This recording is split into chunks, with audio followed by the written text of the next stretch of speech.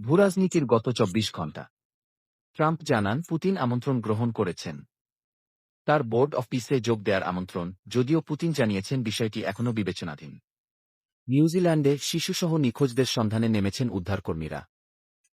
ভূমিধসে বিদ্যুৎ বিচ্ছিন্ন ও ব্যাপক ক্ষতি হয়েছে। দ্বীপে প্রবল বৃষ্টিপাত। এথেন্স ও অন্যত্র ২ জন নিহত। গ্লিফাডায় বন্যায় ভেসে গেছেন এক নারী। যুক্তরাষ্ট্রে ডাভোসে আনুষ্ঠানিকভাবে বোর্ড অফ পিস ঘোষণা করেছেন ট্রাম্প। বৈশ্বিক সংঘাত নিরসন ও গাজা পুনর্গঠনে এটি $1 বিলিয়ন একটি উদ্যোগ। ইউরোপের ইউক্রেনে রাশিয়ার প্রায় ৪ বছরের আগ্রাসনের বিরুদ্ধে ধীর ও বিচ্ছিন্ন প্রতিক্রিয়ার জন্য ইউরোপীয় মিত্রদের সমালোচনা করেছেন প্রেসিডেন্ট জেলেনস্কি। নাইজেরিয়া।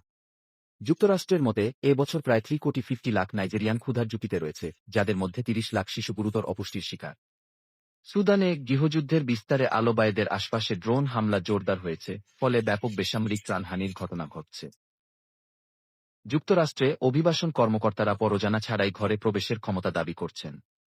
অভিযানে টোপ হিসেবে ৫ বছরের এক শিশুকে আটকের অভিযোগও উঠেছে।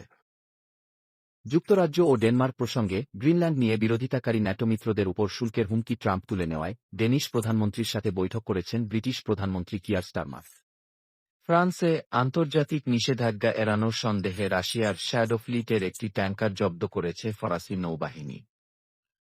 বাংলাদেশে প্রধানমন্ত্রী হাসিনার ক্ষমতাচ্যুতির পর দেশটির প্রথম জাতীয় নির্বাচনের প্রচারণা শুরু হয়েছে।